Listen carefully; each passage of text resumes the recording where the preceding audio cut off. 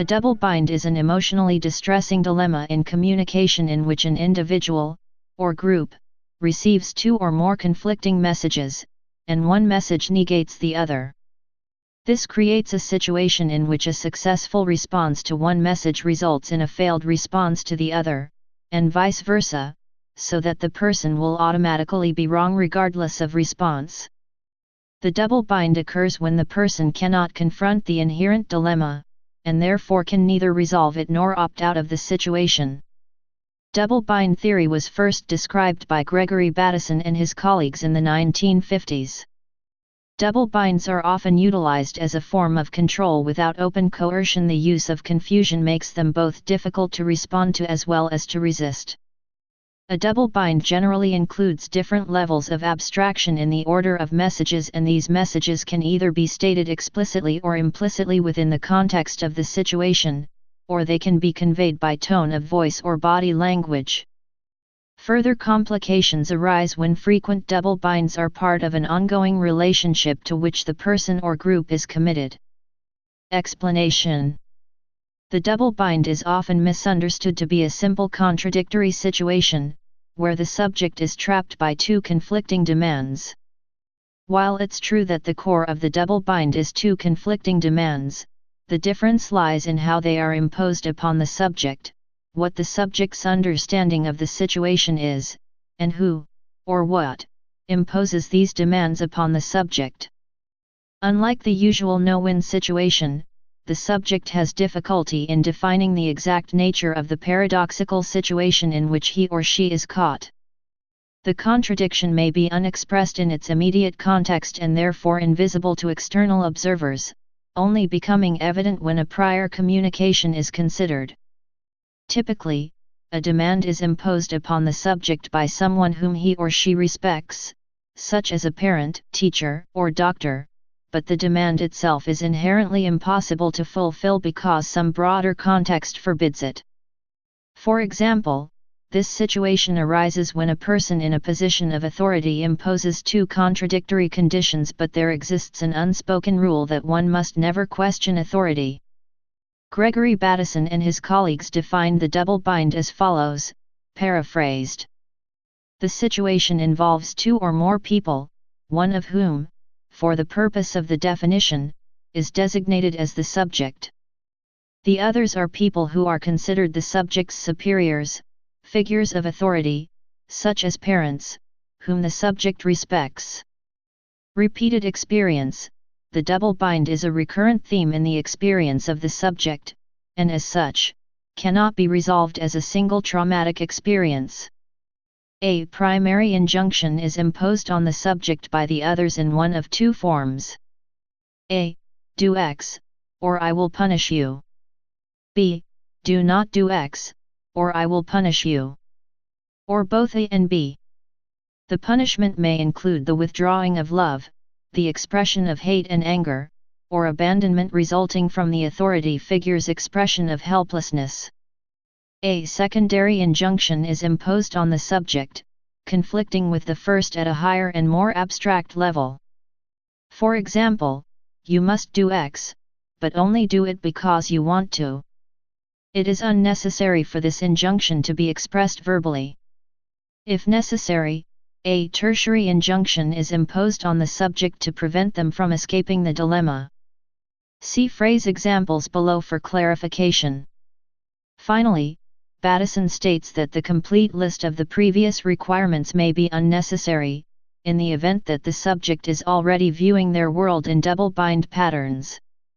Bateson goes on to give the general characteristics of such a relationship. When the subject is involved in an intense relationship, that is, a relationship in which he feels it is vitally important that he discriminate accurately what sort of message is being communicated so that he may respond appropriately.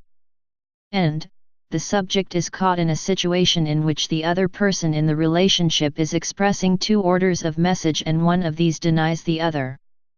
And, the subject is unable to comment on the messages being expressed to correct his discrimination of what order of message to respond to, i.e., he cannot make a metacommunicative statement.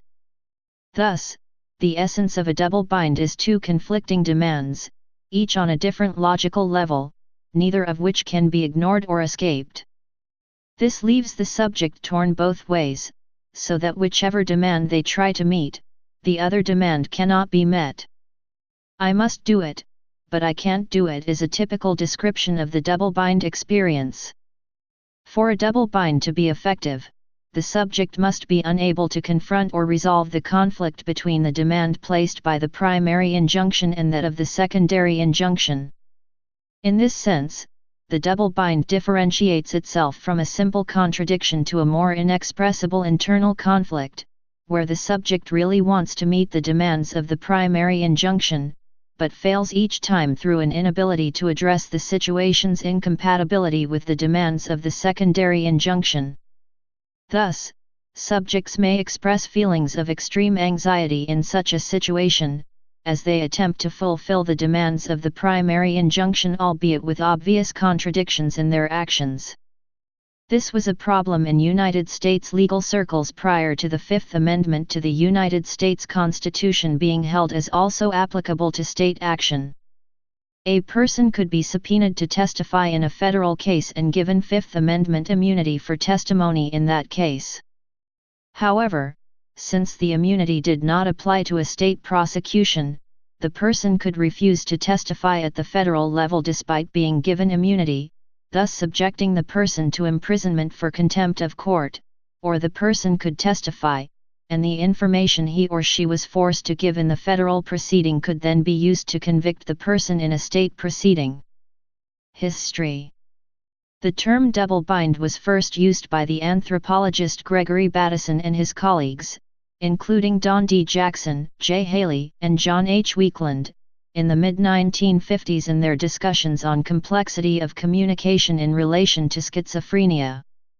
Bateson made clear that such complexities are common in normal circumstances, especially in play, humor, poetry, ritual and fiction. See logical types below. Their findings indicated that the tangles in communication often diagnosed as schizophrenia are not necessarily the result of an organic brain dysfunction. Instead, they found that destructive double binds were a frequent pattern of communication among families of patients, and they proposed that growing up amidst perpetual double binds could lead to learned patterns of confusion in thinking and communication. Complexity in communication. Human communication is complex, see Albert Mehrabian, and context is an essential part of it. Communication consists of the words said, tone of voice, and body language. It also includes how these relate to what has been said in the past, what is not said, but is implied, how these are modified by other nonverbal cues, such as the environment in which it is said, and so forth. For example, if someone says I love you, one takes into account who is saying it, their tone of voice and body language, and the context in which it is said. It may be a declaration of passion or a serene reaffirmation, insincere and or manipulative, an implied demand for a response, a joke, its public or private context may affect its meaning, and so forth. Conflicts in communication are common and often we ask what do you mean, or seek clarification in other ways. This is called metacommunication, communication about the communication. Sometimes, asking for clarification is impossible. Communication difficulties in ordinary life often occur when metacommunication and feedback systems are lacking or inadequate or there isn't enough time for clarification. Double binds can be extremely stressful and become destructive when one is trapped in a dilemma and punished for finding a way out. But making the effort to find the way out of the trap can lead to emotional growth. See below positive double binds. Examples. The classic example given of a negative double bind is of a mother telling her child that she loves him or her, while at the same time turning away in disgust, or inflicting corporal punishment as discipline. The words are socially acceptable, the body language is in conflict with it. The child does not know how to respond to the conflict between the words and the body language and, because the child is dependent on the mother for basic needs, they are in a quandary. Small children have difficulty articulating contradictions verbally and can neither ignore them nor leave the relationship. Another example is when one is commanded to be spontaneous. The very command contradicts spontaneity, but it only becomes a double bind when one can neither ignore the command nor comment on the contradiction. Often, the contradiction in communication is not apparent to bystanders unfamiliar with previous communications. Phrase examples: Mother telling her child, "You must love me." The primary injunction here is the command itself, "You must." The secondary injunction is the unspoken reality that love is spontaneous, that for the child to love the mother genuinely, it can only be of his or her own accord. Child abuser to child: "You should have escaped from me earlier, now it's too late because now, nobody will believe that you didn't want what I have done," while at the same time blocking all of the child's attempts to escape. Child abusers often start the double-bind relationship by grooming the child, giving little concessions or gifts or privileges to them. Thus the primary injunction is, "You should like what you are getting from me." When the child begins to go along, i.e. begins to like what she or he is receiving from the person, then the interaction goes to the next level and small victimization occurs, with the secondary injunction being, "I am punishing you." For whatever reason the child abuser is coming up with, e.g. because you were bad/naughty/messy, or because you deserve it, or because you made me do it, etc. If child shows any resistance, or tries to escape, from the abuser, then the words, "You should have escaped from me earlier," serve as the third level or tertiary injunction. Then the loop starts to feed on itself, allowing for ever worse victimization to occur. Mother to son: "Leave your sister alone," while the son knows his sister will approach and antagonize him to get him into trouble. The primary injunction is the command, which he will be punished for breaking. The secondary injunction is the knowledge that his sister will get into conflict with him, but his mother will not know the difference and will default to punishing him. He may be under the impression that if he argues with his mother, he may be punished. One possibility for the son to escape this double bind is to realize that his sister only antagonizes him to make him feel anxious, if indeed it is the reason behind his sister's behavior. If he were not bothered about punishment, his sister might not bother him. He could also leave the situation entirely, avoiding both the mother and the sister. The sister can't claim to be bothered by a non-present brother, and the mother can't punish, nor scapegoat, a non-present son. Other solutions exist too, which are based on the creative application of logic and reasoning. Positive double binds.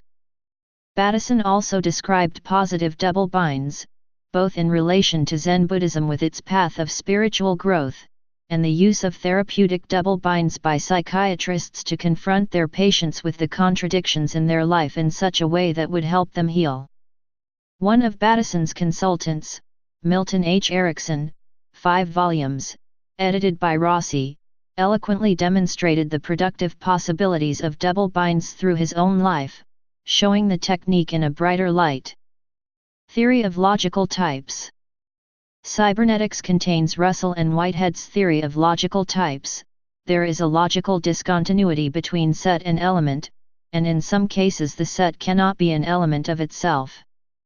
These types must not be muddled and must be kept separate. For example, the name of a class cannot also be a member of the class. A message is made up of words and the context that modifies it. The context is of a higher logical type than the words. For example, the word cat cannot scratch you. The real animal and the word cat are of two different logical types. Another example, this one of purely nonverbal communication among animals, is, two puppies are playing and they growl at each other and nip each other gently. The first level of the message could be described as, "I am threatening you, I will bite you." A higher level of the message is, "This is play fighting, I won't hurt you." See chapters A Theory of Play and Fantasy and Towards a Theory of Schizophrenia subsection The Base in Communications Theory, both in Steps to an Ecology of Mind. Science. One of the causes of double binds is the loss of feedback systems. Gregory Bateson and Lawrence S. Bale describe double binds that have arisen in science that have caused decades-long delays of progress in science because the scientific community had defined something as outside of its scope, or as not science. See Bateson in his Introduction to Steps to an Ecology of Mind, 1972, 2000, pages 15xxvi, and Bale in his article, Gregory Bateson, Cybernetics and the Social/Behavioral Sciences, especially pages 1-8, on the paradigm of classical science versus that of systems theory/cybernetics. See also Bateson's description in his foreword of how the double-bind hypothesis fell into place. Work by Bateson. Schizophrenia. The double-bind theory was first articulated in relationship to schizophrenia, but Bateson and his colleagues hypothesized that schizophrenic thinking was not necessarily an inborn mental disorder but a learned confusion in thinking. It is helpful to remember the context in which these ideas were developed. Bateson and his colleagues were working in the Veterans Administration Hospital, 1949–1962, with World War II veterans. As soldiers they'd been able to function well in combat, but the effects of life-threatening stress had affected them. At that time, 18 years before post-traumatic stress disorder was officially recognized, the veterans had been saddled with the catch-all diagnosis of schizophrenia. Bateson didn't challenge the diagnosis, but he did maintain that the seeming nonsense the patients said at times did make sense within context, and he gives numerous examples in Section 3 of Steps to an Ecology of Mind, Pathology in Relationship. For example, a patient misses an appointment, and when Bateson finds him later the patient says the judge disapproves. Bateson responds, "You need a defense lawyer." See following, pages 195–6. Bateson also surmised that people habitually caught in double binds in childhood would have greater problems than in the case of the schizophrenic. The double bind is presented continually and habitually within the family context from infancy on. By the time the child is old enough to have identified the double bind situation, it has already been internalized, and the child is unable to confront it. The solution then is to create an escape from the conflicting logical demands of the double bind. In the world of the delusional system, see in Towards a Theory of Schizophrenia illustrations from clinical data. One solution to a double bind is to place the problem in a larger context, a state Bateson identified as Learning 3, a step up from Learning 2, which requires only learned responses to reward/consequence situations. In Learning 3, the double bind is contextualized and understood as an impossible no-win scenario so that ways around it can be found. Bateson's double bind theory was never followed up by research into whether family systems imposing systematic double binds might be a cause of schizophrenia. This complex theory has been only partly tested, and there are gaps in the current psychological and experimental evidence required to establish causation. The current understanding of schizophrenia takes into account a complex interaction of genetic, neurological as well as emotional stressors, including family interaction, and it has been argued that if the double bind theory overturns findings suggesting a genetic basis for schizophrenia, then more comprehensive psychological and experimental studies are needed, with different family types and across various family contexts. Evolution. After many years of research into schizophrenia, Bateson continued to explore problems of communication and learning, first with dolphins, and then with the more abstract processes of evolution. Bateson emphasized that any communicative system characterized by different logical levels might be subject to double bind problems, especially including the communication of characteristics from one generation to another, genetics and evolution. Evolution always followed the pathways of viability. As Lewis Carroll has pointed out, the theory explains quite satisfactorily why there are no bread and butter flies today. Bateson used the fictional bread and butter fly, from Through the Looking Glass, and What Alice Found There, to illustrate the double bind in terms of natural selection. The gnat points out that the insect would be doomed if he found his food, which would dissolve his own head, and starve if he did not. Alice suggests that this must happen quite often, to which the gnat replies it always happens. The pressures that drive evolution therefore represent a genuine double bind. And there is truly no escape, it always happens. No species can escape natural selection, including our own.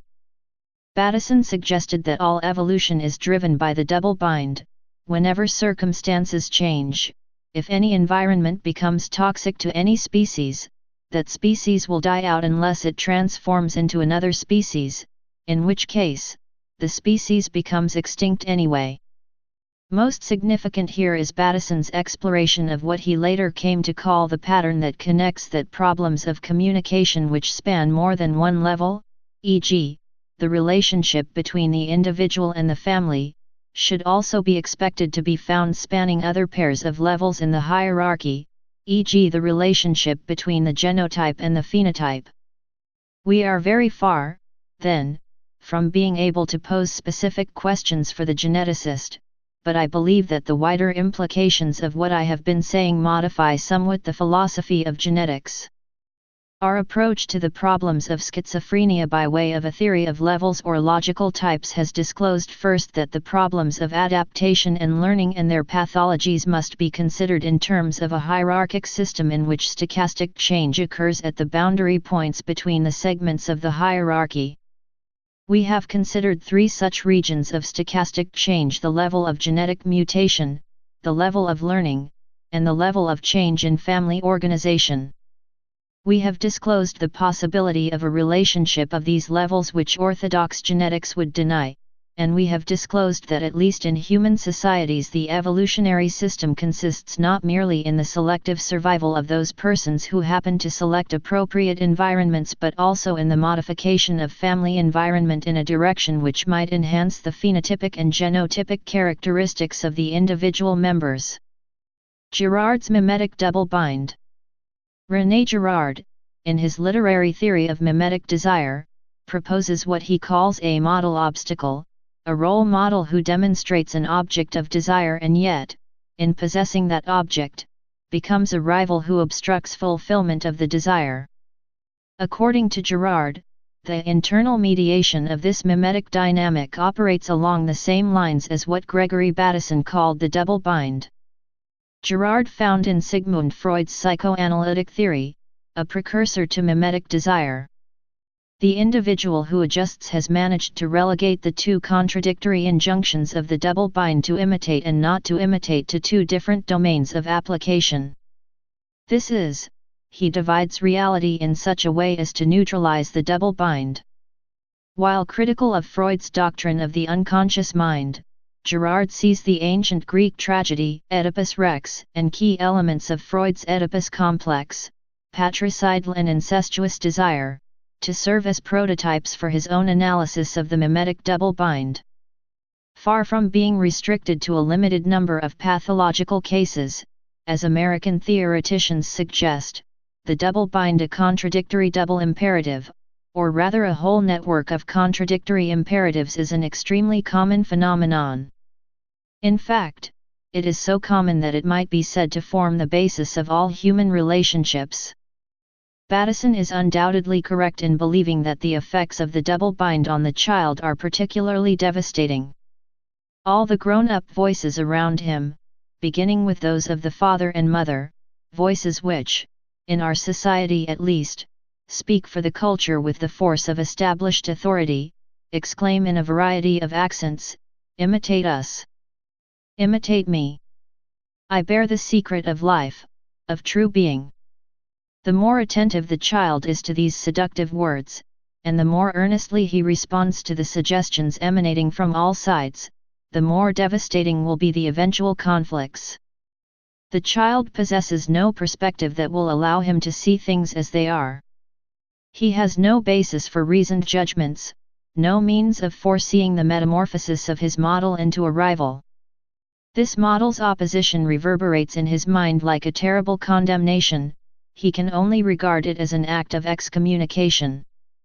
The future orientation of his desires, that is, the choice of his future models, will be significantly affected by the dichotomies of his childhood. In fact, these models will determine the shape of his personality. If desire is allowed its own bent, its mimetic nature will almost always lead it into a double bind.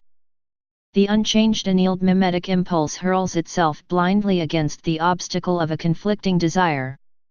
It invites its own rebuffs, and these rebuffs will in turn strengthen the mimetic inclination. We have, then, a self-perpetuating process, constantly increasing in simplicity and fervor. Whenever the disciple borrows from his model what he believes to be the true object, he tries to possess that truth by desiring precisely what this model desires.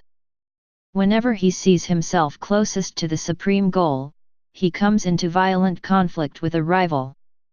By a mental shortcut that is both eminently logical and self-defeating, he convinces himself that the violence itself is the most distinctive attribute of this supreme goal. Ever afterward, violence will invariably awaken desire. René Gerard, Violence and the Sacred from Mimetic Desire to the Monstrous Double, pages 156–157. Neurolinguistic Programming. The field of neurolinguistic programming also makes use of the expression double bind. Grinder and Bandler, both of whom had personal contact with Bateson, asserted that a message could be constructed with multiple messages, whereby the recipient of the message is given the impression of choice although both options have the same outcome at a higher level of intention. This is called a double bind in NLP terminology, and has applications in both sales and therapy. In therapy, the practitioner may seek to challenge destructive double binds that limit the client in some way, and may also construct double binds in which both options have therapeutic consequences. In a sales context, the speaker may give the respondent the illusion of choice between two possibilities. For example, a salesperson might ask, "Would you like to pay cash or by credit card?" with both outcomes presupposing that the person will make the purchase, whereas the third option, that of not buying, is intentionally excluded from the spoken choices. Note that in the NLP context, the use of the phrase double bind does not carry the primary definition of two conflicting messages. It is about creating a false sense of choice which ultimately binds to the intended outcome. In the cash or credit card example, this is not a Bateson double bind since there is no contradiction, although it still is an NLP double bind. Similarly, if a salesman were selling a book about the evils of commerce, it could perhaps be a Bateson double bind if the buyer happened to believe that commerce was evil, yet felt compelled or obliged to buy the book. Please subscribe and thanks for watching.